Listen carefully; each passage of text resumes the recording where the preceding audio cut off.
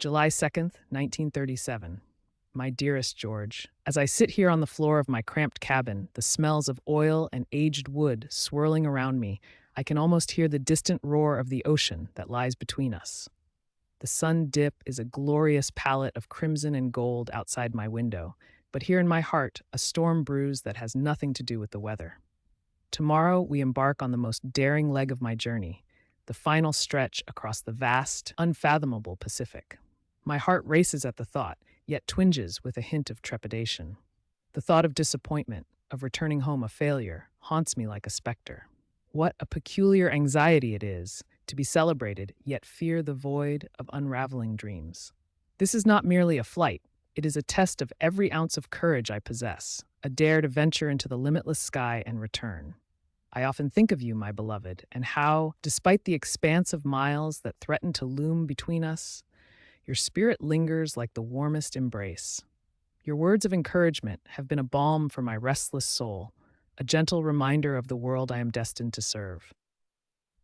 But what if I do not return? It is a fear I dare not entertain too long.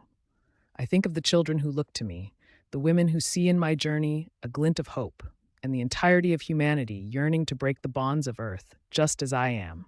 As we set our course, I promise I will not ignore the signs of fate. I will carry you with me in every gust, every tightening of the controls, and the pulse of the engine. Though I may be launched into the heavens, my love for you remains grounded here on solid earth. With endless affection, Amelia. July 3rd, 1937. My dearest George, as dawn breaks, casting tender light across the ocean waves, I prepare myself for the journey ahead. The sound of the engines as they were tested reverberates in my bones, a melodious symphony of promise and danger intertwining beneath my fingertips. Today, I leave the familiar behind and plunge into the skies, a vast expanse that stirs both excitement and unease within me.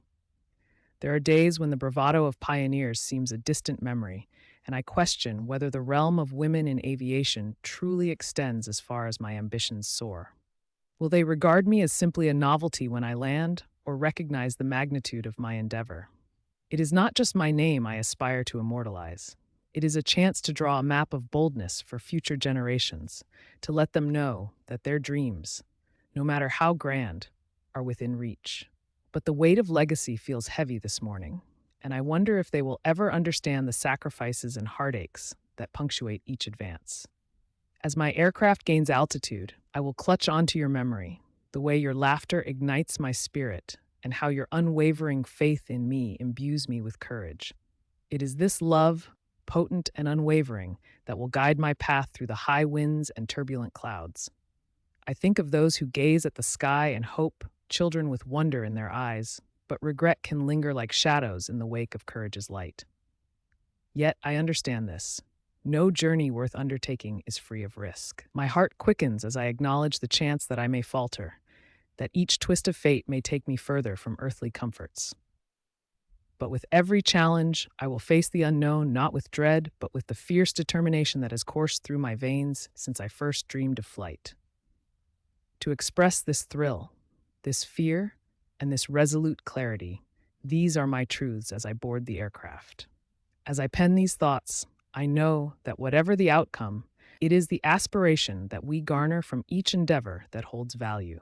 I promise to soar, not just for myself, but for those tethered by the gravity of doubt, to show them that we may coast upon the winds of doubt and find our flight. With all my heart, Amelia.